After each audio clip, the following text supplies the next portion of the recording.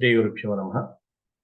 వ్యాస విరచిత సంస్కృత మహాభారతంలో ఆది పర్వంలో మనం 120వ అధ్యాయం చెప్పుకుంటున్నాం. ఇందులో దుర్వాస మహర్షి కుంతికి ఒక మంత్రోపదేశాన్ని చేయటం, తద్వారా కుంతి సూర్యవర ప్రసాదంతో కర్ణుణ్ణి కనటం అనేటువంటిది చెప్పుకోబోయేటువంటి ఈ అధ్యాయంలో ముఖ్యమైనటువంటి అంశం. ముందుగా ప్రార్థన చేసుకుని ప్రారంభిద్దాం. ఓం శుక్లాంబరధరం విష్ణుం శశివర్ణం చతుర్భుజం ప్రసన్నవదనం ధ్యాయేత్ సర్వవిఘ్నోపశాంతయే. వ్యాసాయ విష్ణురూపాయ వ్యాసరూపాయ విష్ణవే నమో వై బ్రహ్మనిధయే వాసిష్ఠాయ నమో నమః. నారాయణం నమస్కృత్య నరం చైవ నరోత్తమం దేవీం సరస్వతీం వ్యాసం తతో జయముదీరయేత్.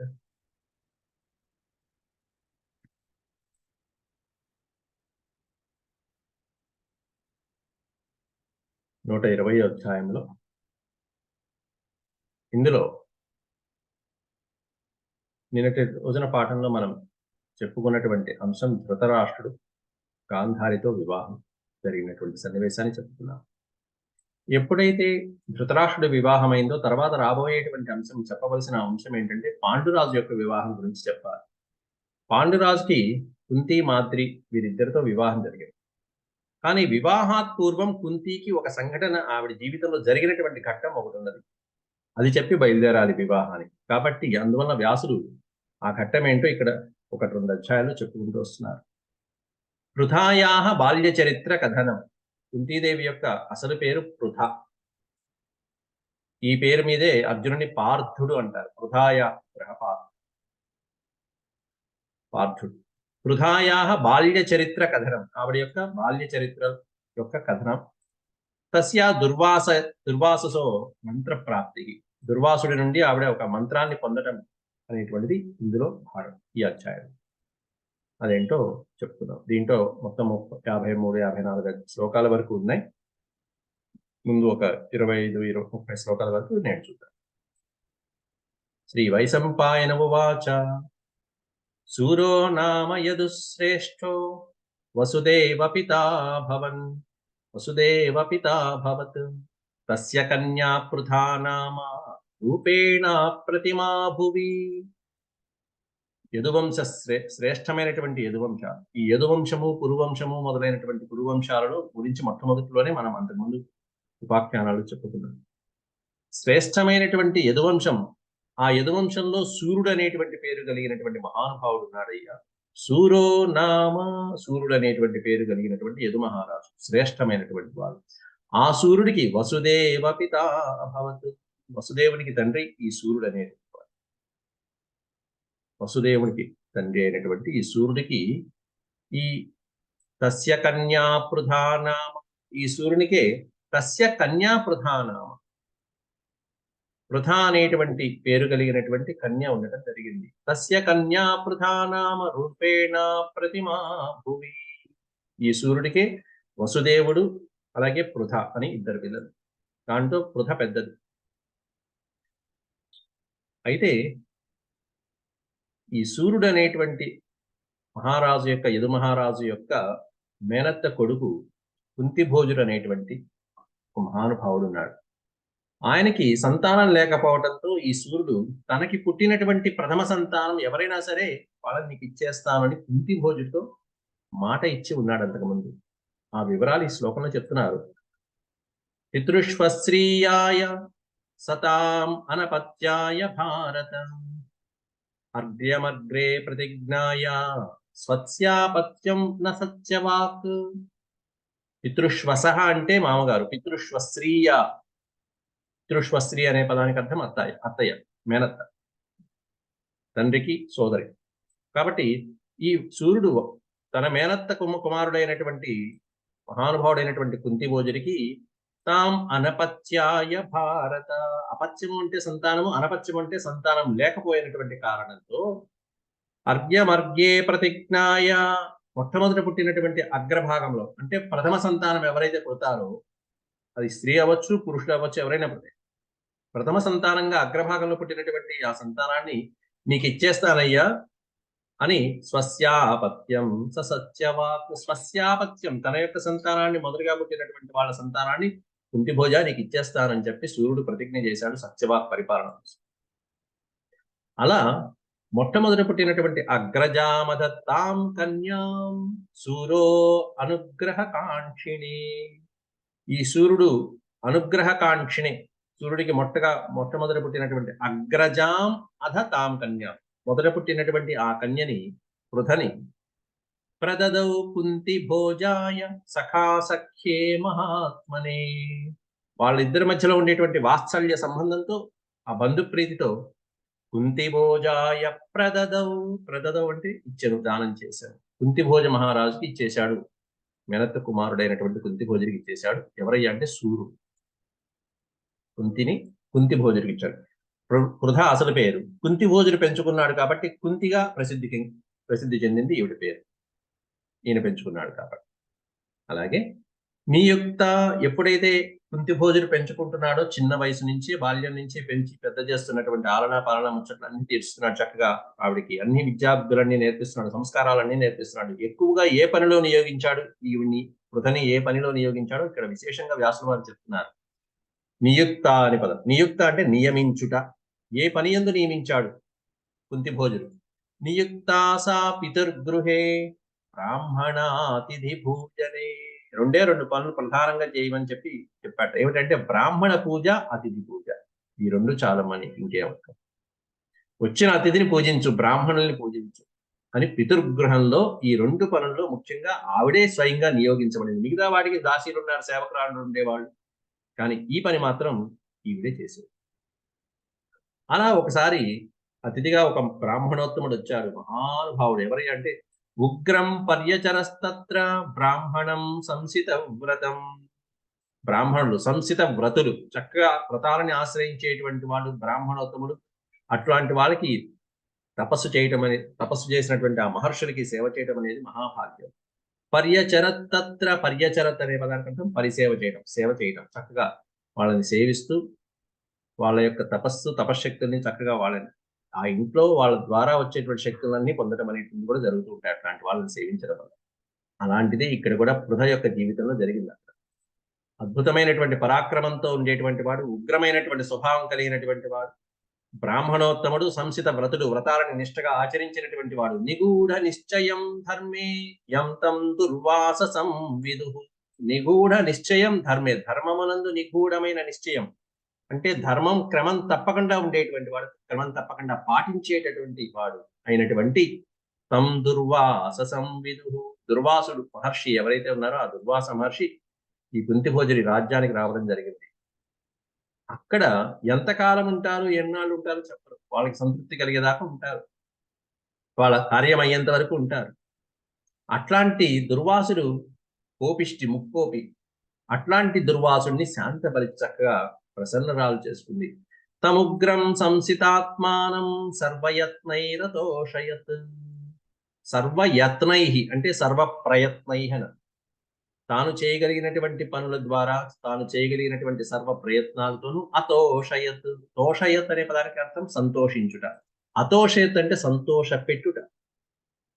తాను చేయగలిగినటువంటి ప్రయత్నాలన్నిటితో ఉగ్రమైనటువంటి కోపిష్టి అయినటువంటి సంసితాత్మానం, వ్రతాలని తపస్సుని నిష్ఠగా ఆచరించి ధర్మం తూచా తప్పకుండా పాటించేటువంటి ఆ దుర్వాస మహర్షిని తన యొక్క కార్యక్రమాలతో, సేవల ద్వారా సంతోషపెట్టింది కుంతీదేవి, పృథ అనే పేరుతో, చిన్న వయసులో, బాల్యంలో.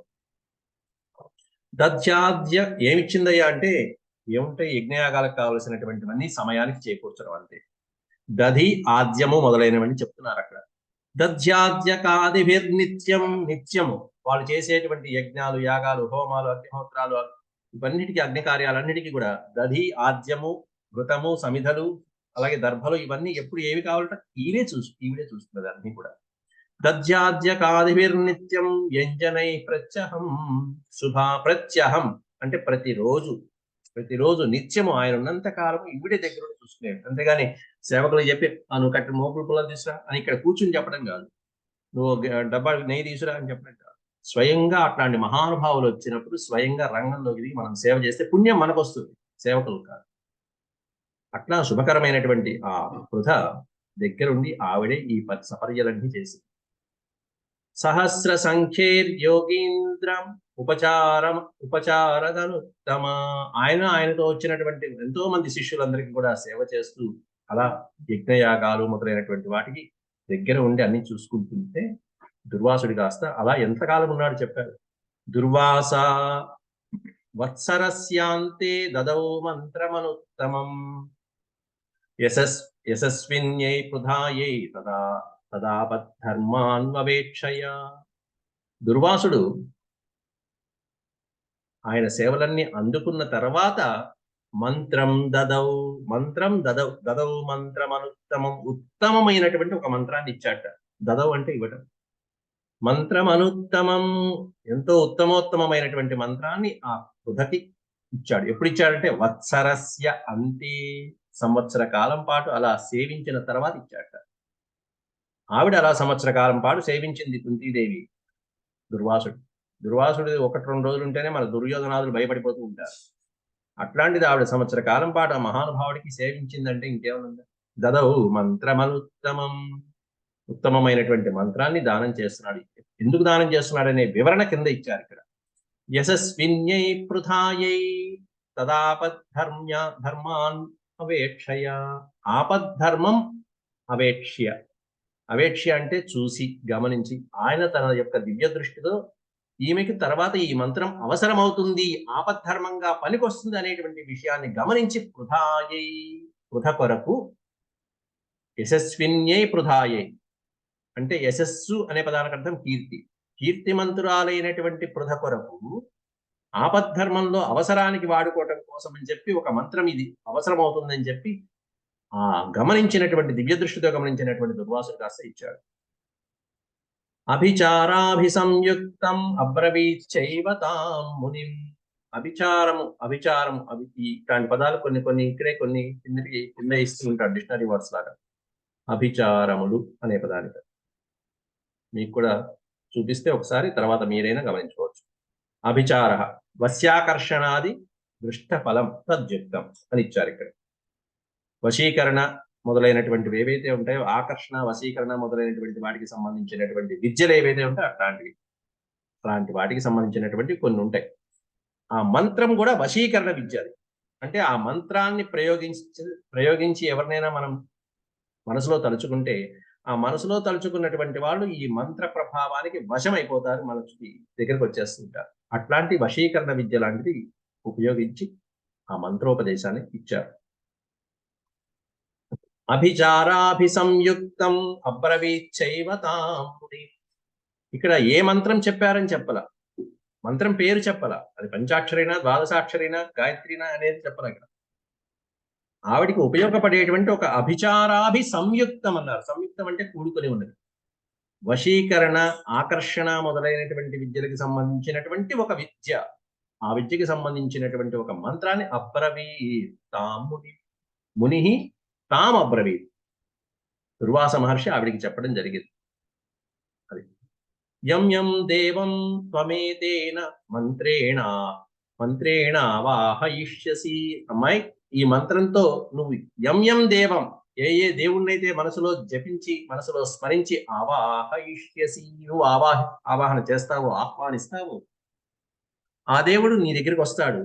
రావటమే కాదు, తస్య ప్రభావేణ తవ పుత్రో భవిష్యతి. ఆ దేవుని యొక్క వరప్రభావంతో నీకు పుత్రుడు జన్మిస్తాడమ్మా అని చెప్పేశారు మంత్ర ప్రభావం. యం దేవం త్వం ఏతేన మంత్రేణ అంటే ఈ మంత్రంతో నువ్వు ఏ దేవతనైతే ఆహ్వానిస్తావో తస్య ప్రభావేణ, ఆ దేవుని యొక్క ప్రభావంతో తవ పుత్రో భవిష్యతి, నీకు సంతానం కలుగుతుందమ్మా అని చెప్పి పృథకి దుర్వాసుడు ఇచ్చినటువంటి వశీకరణ మంత్రం అది.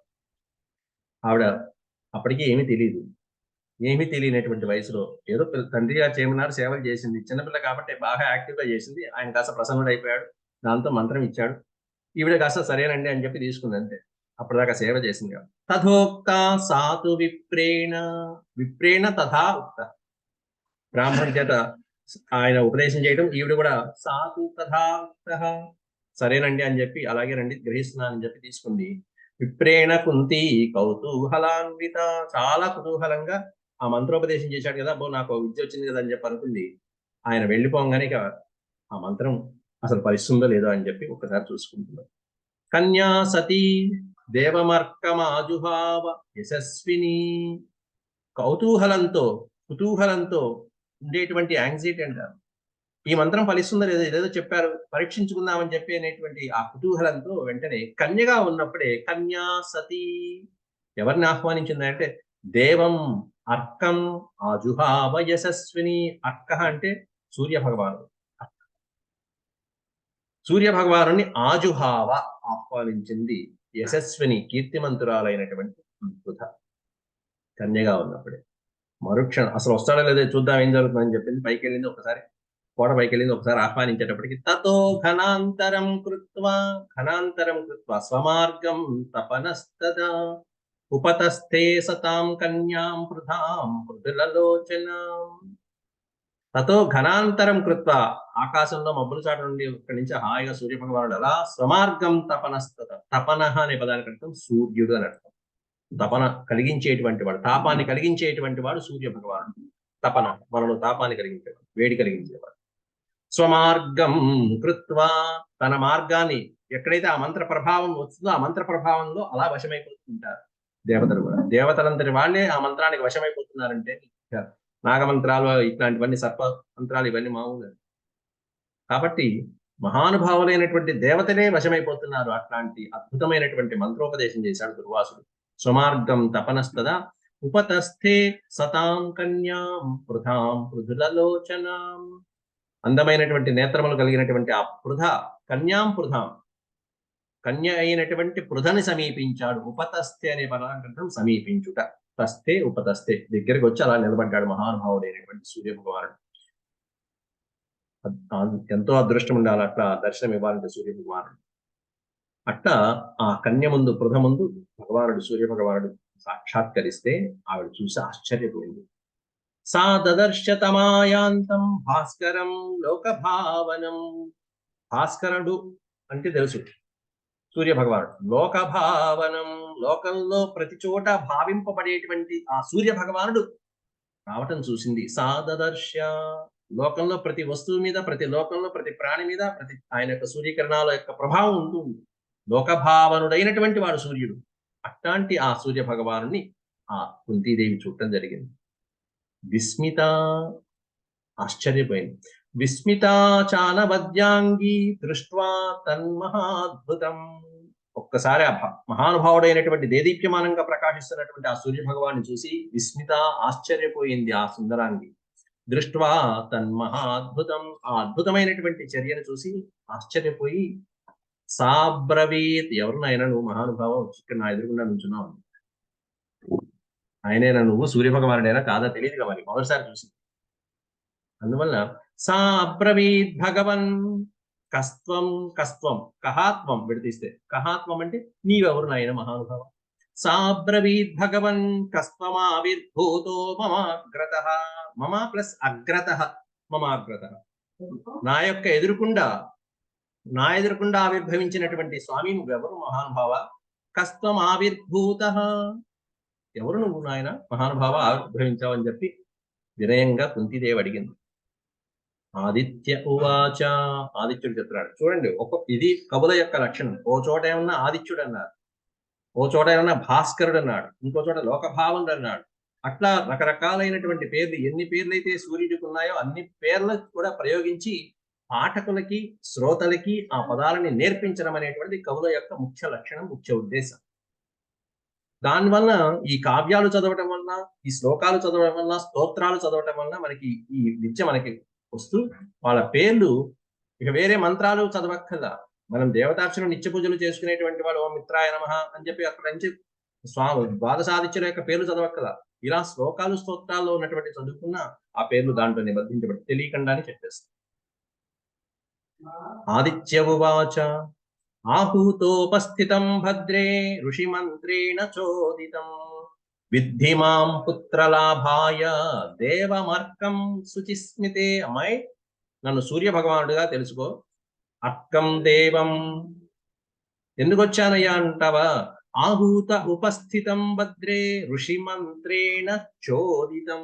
ఋషి దుర్వాస మహర్షి ఇచ్చినటువంటి మంత్ర ప్రభావంతో చోదితం, చోదితం అంటే ప్రేరేపించబడినటువంటి నేను ఆహూత ఉపస్థిత, నీ చేత పిలవబడి ఉపస్థిత, ఇదిగో నీ ఎదురుకుండా నుంచున్నానమ్మా. ఆహూత అంటే ఆహ్వానించబడి, ఉపస్థితం నీ ఎదురుకుండా నుంచున్నాను. భద్రే, భద్రే అనే పదానికి అర్థం ప్రియమైన, మంగళకరమైనటువంటి అనే అర్థం. స్నేహితులకు కూడా వాడచ్చు ఈ పదం. భద్ర, మిత్రమా అనే సంబోధన కూడా వాడచ్చు. భద్రే ఋషి మంత్రేణ చోదితం. దుర్వాస మహర్షి యొక్క మంత్ర ప్రభావంతో ప్రేరేపించబడినటువంటి నేను వచ్చి నీ ఎదురుకుండా నుంచున్నాను. కాబట్టి విద్ధి మాం, మాం విద్ధి. విద్ధి అంటే తెలుసుకో, నా గురించి తెలుసుకో. ఎలా అంటే నేను ఎందుకు వచ్చాను? దేవమర్కం పుత్రలాభాయ శుచిస్మితే. ఎందుకు వచ్చానంటే పుత్రలాభాయ, ఒక ప్రయోజనం కోసం వచ్చాను. నువ్వు పిలిచావు, ఆ మంత్ర ప్రభావంతో వచ్చినటువంటి దేవుడు ఊరికే వెళ్ళడు, పుత్రుణ్ణి ఇచ్చి వెళ్తాడు. పుత్రలాభాయ, ఇక నేనెవరినంటావా? అక్కం దేవం, సూర్యభగవ అని చెప్పి శుచిస్మితే. స్మితే అనే పదానికి అర్థం చిరునవ్వు, స్మితం అంటే. శుచిస్మితే అందమైనటువంటి నవ్వు కలిగిన దానా. ఈ భద్రే అని, శుచిస్మిత అని ఇట్లాంటివన్నీ కూడా ప్రతి శ్లోకాలలో సంబోధనలు ఉంటూ ఉంటాయి. అంటే ఎవరు ఎవరితో మాట్లాడుతున్నారు అనేటువంటి ప్రతి వాక్యంలో హింట్ చేస్తుంటారు. అంటే కర్త, కర్మ, క్రియ ఇవన్నీ చక్కగా